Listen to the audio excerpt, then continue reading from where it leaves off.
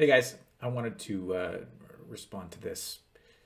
This came up on Friday, and I wrote a text response, but I wanted to respond to it in a video because it is something that comes up relatively frequently. So I'm now reading.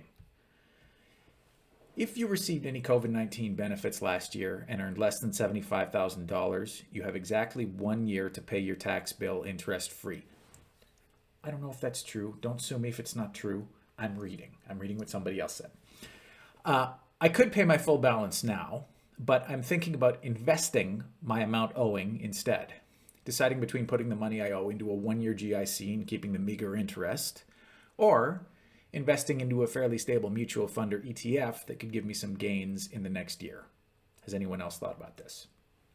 This comes up fairly frequently that there is money, call it 2 grand, 10 grand, whatever, that is spoken for. You need it for something, but you don't need it for 6 months, or you don't need it for a year, or you don't need it for a certain period of time. Is it smart? What's the best thing to do with it to make sure that you generate a return over the course of that year? This is a really, really difficult question to answer because I'm a huge believer in investments, particularly in terms of equity mutual funds. That I think is the best place to be. However, I don't necessarily think it's the best place to be in this circumstance. The reason why is that over the long haul, over a 10-year period, unless you can foresee the largest companies in the world, the Amazons, the Netflixes, the Googles, the Facebooks, the et cetera, all going bankrupt and nothing replacing them in the United States or in Canada, stocks are probably going to go up over the next 10 years, next 20 years. Problem is, there may be volatility in the middle of that. Last year, we corrected 35% in a month. Stock market went down 35% in a month. If you needed your money on March 20th of last year, you got smacked. You took a huge haircut. So that's the risk of going into an equity mutual fund or an equity ETF or whatever. It can be a good idea. You can try and generate yourself a little bit of a return, but you are taking on more risk. And you need to look that risk in the face and say, I see you, risk. I understand what I'm doing, and I'm going to do it anyway with the hopes of generating an equity-based return over the next year.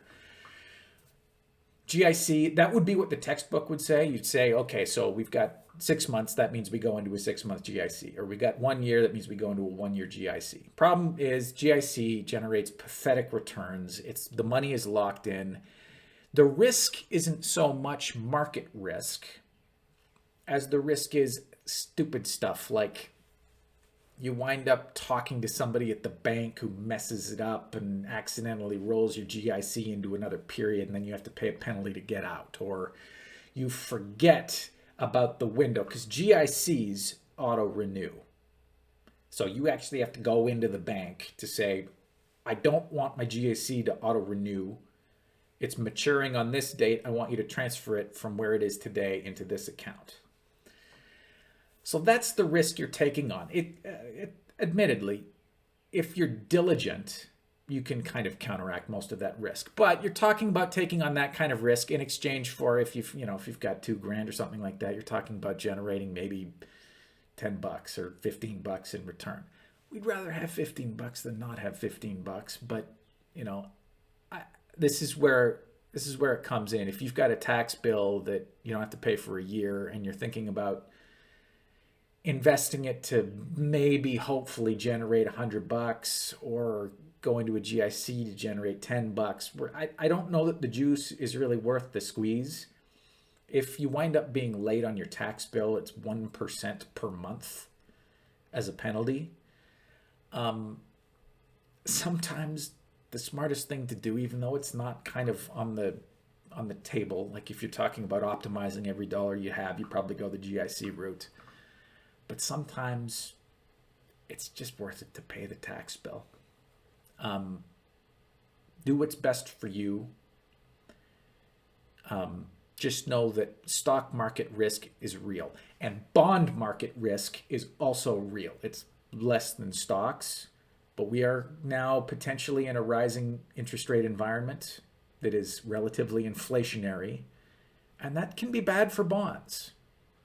We've seen bond funds go down in value this year because interest rates have been rising. Anyway,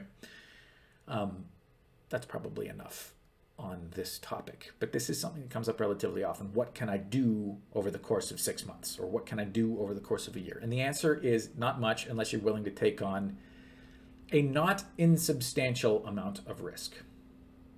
That's all.